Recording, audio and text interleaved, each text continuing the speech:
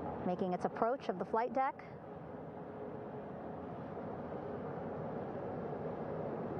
Plenty of people here on the bow with their cell phones out, filming this moment.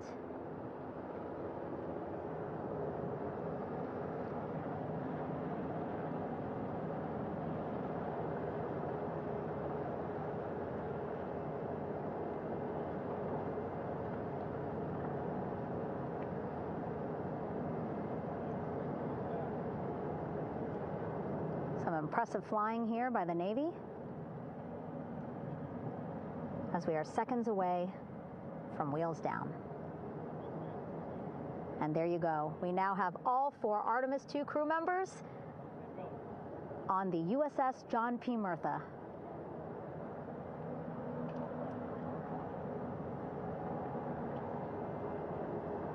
I'm sure they're happy to be out of the water and on this recovery ship with, again, 550 people on board, ready to welcome them home. But first, as we've been saying throughout the broadcast, just making sure the crew feel good. We reported that they were feeling good when they were in Orion, but those were just initial, quick, verbal assessments of how they're feeling. Their destination tonight, the medical bay here on the ship, right after we power down the helicopters here.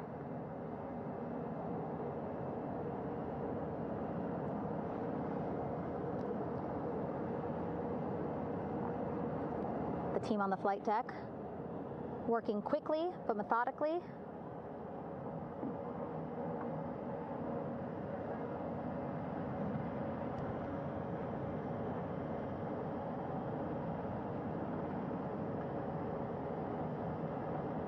Waiting for just one more helicopter to touch down.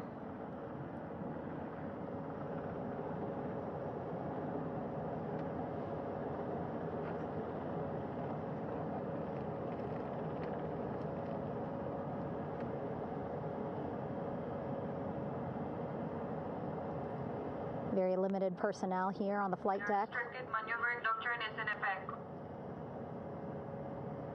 As that third helicopter touches down.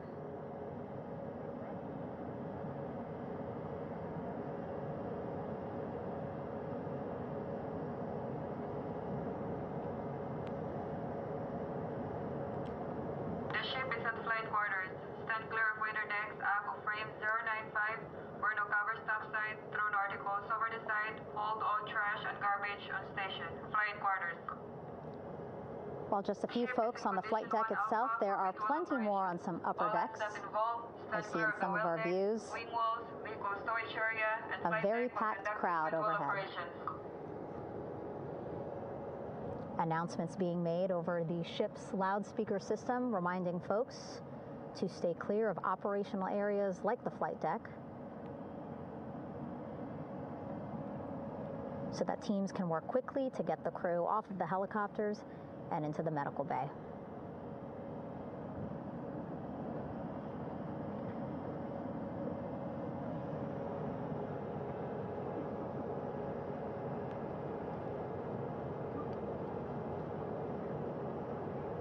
Splashdown today, 5:06 p.m. Pacific time.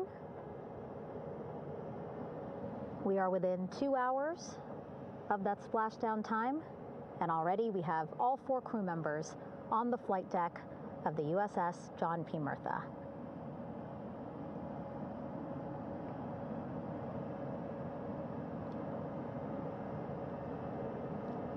Again, crew waiting before getting out for the helicopters to completely shut down.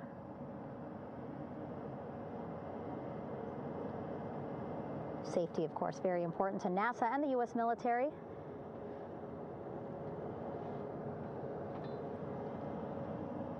So we'll wait just a couple of minutes here before we start seeing crew members walk off the helicopters one by one.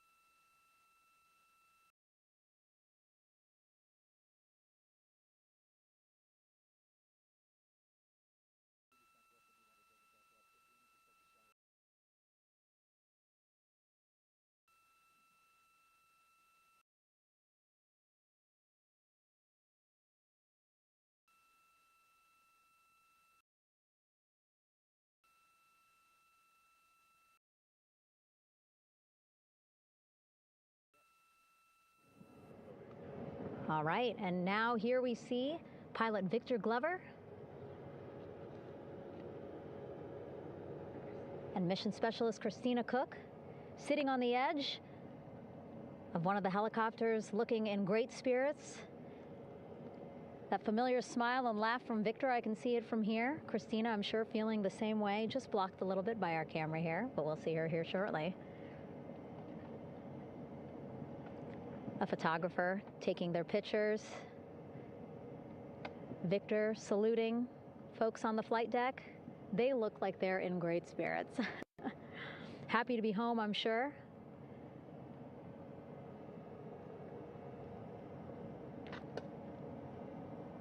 If you're sitting at home, I hope you too are wondering, what would you want to ask them if you got a chance to talk to them? Because that is what I'm thinking about.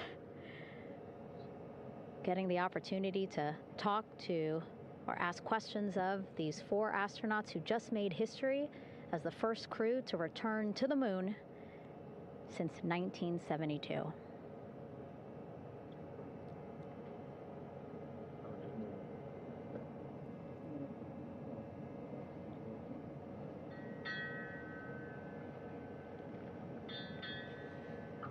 Oh, there we see Christina there, also smiling. Finally peering out, waving at the cameras. Hello to you too, Christina, yes. Welcome back. Welcome, welcome home. A loudspeaker announcement on the ship saying, "Welcome home, Integrity."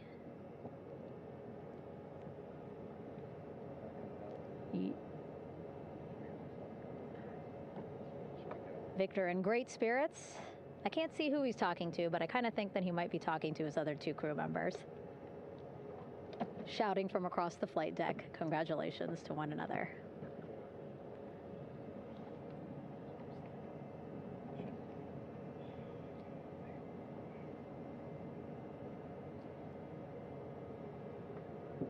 And so now we see some Navy personnel walking up to the helicopter.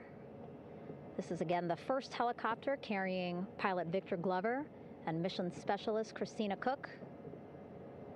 Both have taken off their helmets now.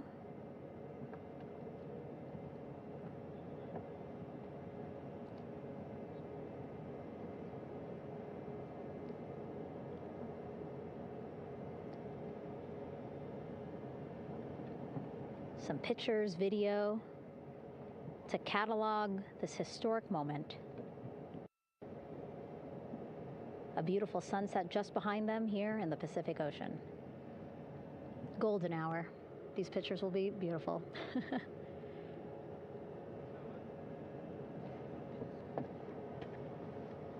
Now we see NASA Administrator Jared Isaacman. He is on the flight deck, as well as flight surgeon Rick Schuring walking over to Victor and Christina first. We saw the administrator walk over to the other helicopter, which is carrying Commander Reed Weissman and mission specialist Jeremy Hansen.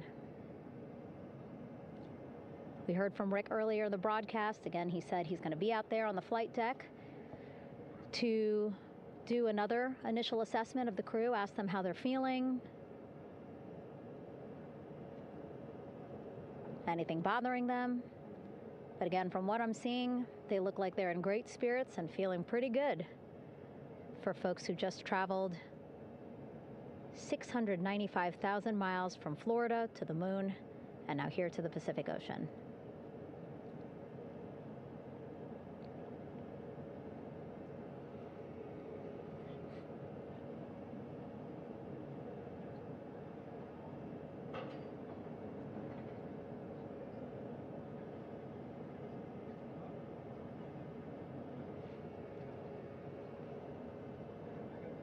We're now seeing NASA Administrator Jared Isaacman walking across the flight deck. He had been talking to Reed and Jeremy, now approaching Victor and Christina.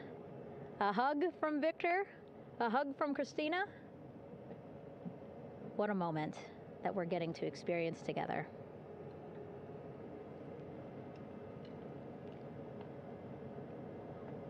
I'm sure congratulatory words. You know, we got to speak to the administrator live on this broadcast as well, and he said the kid in him right now, giddy, absolutely giddy.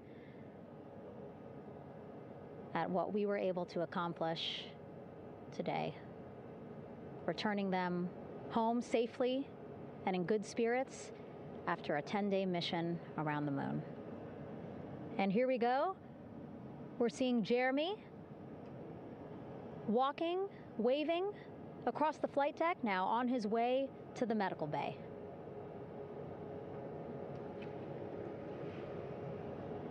It's a short walk, less than a minute. Again, that's why the recovery team decided to use helicopters to get them on the flight deck for that short walk to medical bay. And now on the flight deck, we see the chief of the astronaut office, Scott Tingle. Rick Schuring switching places. He's going over to the other helicopter. Big hugs from Victor, Christina to Scott. Again, a gorgeous sunset setting the stage for this recovery tonight.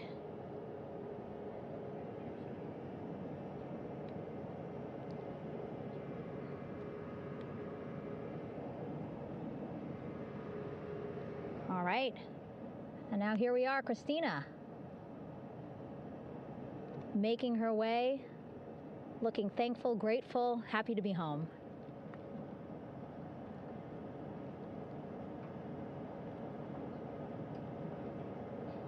You can see she's looking up. Again, lots of people, just a few levels up off the flight deck,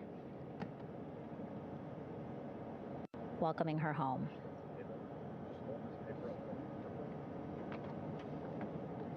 Scott holding the door like a gentleman, but back on his way to the other crew still on the flight deck.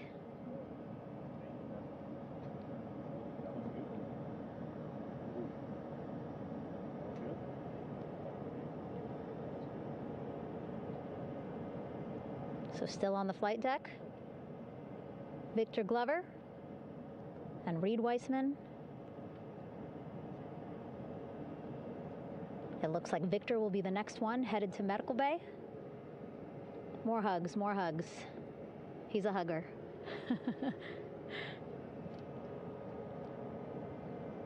Victor looking good as he walks across the flight deck. NASA administrator applauding. Victor applauding for all the folks on the ship with him who played a role in their safe return today.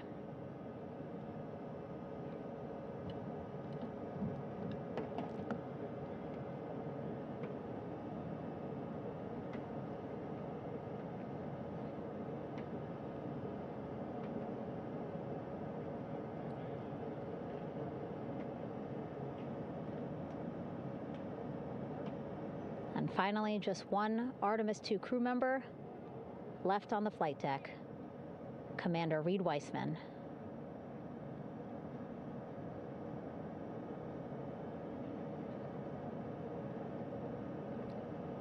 Applause from the group there on the flight deck, I'm sure, as well as on the level just above them, packed with people. Reed looking good as he takes his steps towards the medical bay.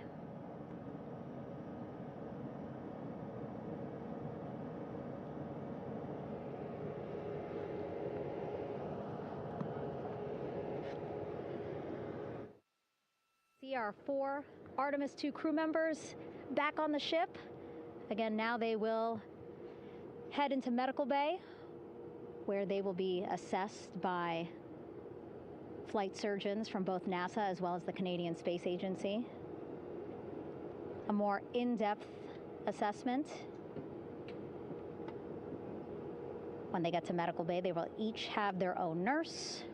They will be helped out of their suits. And then again, we'll check to see that they're feeling good.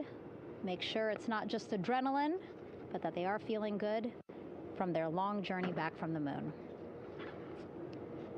Beautiful shot of that sunset. illuminating our flight deck.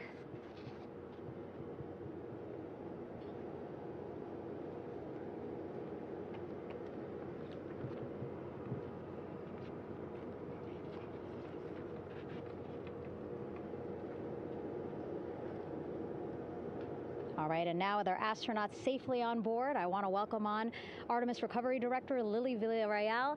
Lily, I don't know how you must be feeling right now. Ecstatic, relieved? So ecstatic, relieved. Of course, we still have to bring the capsule into the well deck of the ship, but this is a major milestone to have the crew here on the ship and in Medbay. You know, our team has been preparing and working really hard, and I'm just so proud of them all.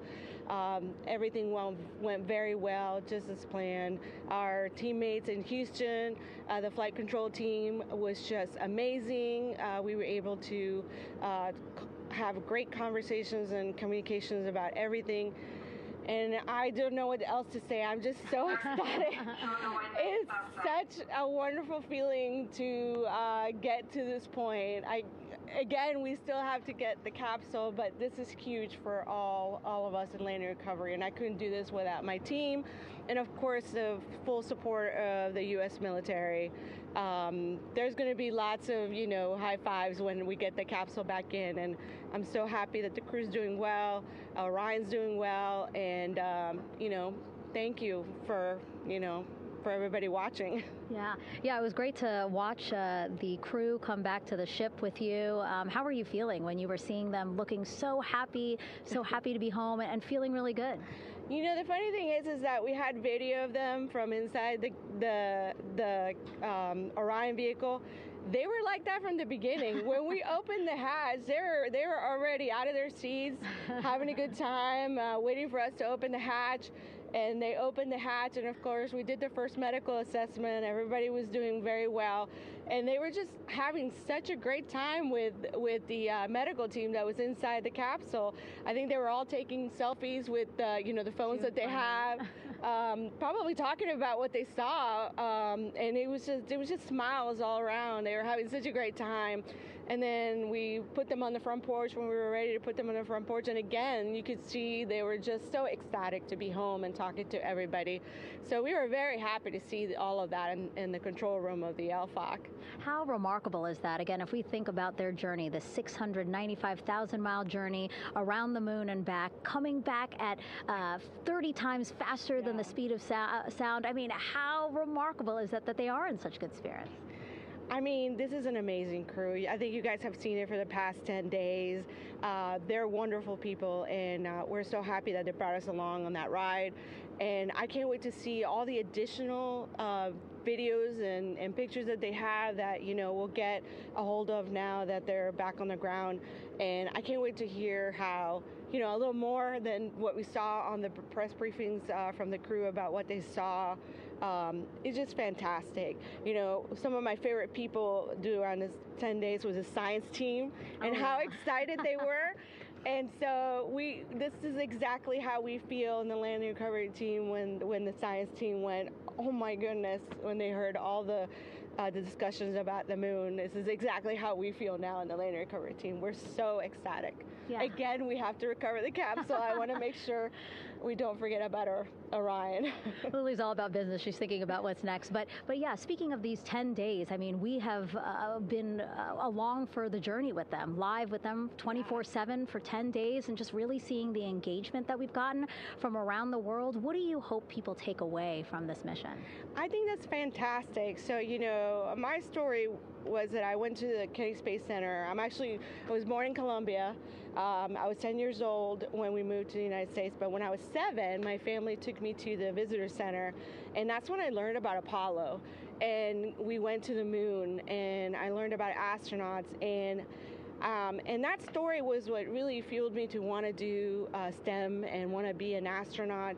And I think that this Artemis program is going to do exactly what, you know, what girls, you know, my age back then is 7, young people right now, girls and even like young men, obviously. But we want to empower people to know that you can do this, right? If you want to come and work for NASA, if I did it, they can do it.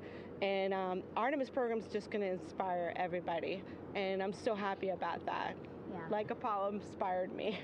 Thank you so much, Lily. Really appreciate you being here. As you said, still a lot of work to do, 5 to 6 more hours to recover Orion that's still out in the water. So I'll let you get back to it. But you had beautiful words to say again. We hope that this inspires people. We hope that you come and join us at NASA and accomplish great things with us in the future.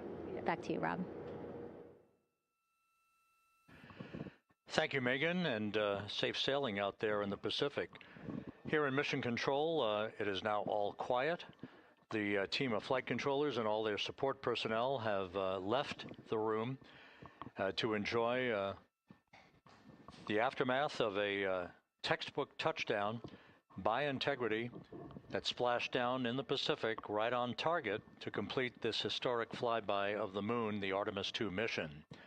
With that, we'll wrap up our coverage for the night and point you to a post-splashdown news conference in 15 minutes at 9:35 p.m. Central Time, 10:35 p.m. Eastern Time, where managers will discuss the return of the Integrity spacecraft and the completion of the Artemis II mission. With that, we'll wrap up our coverage for this evening and historic mission in the history books. This is Mission Control Houston.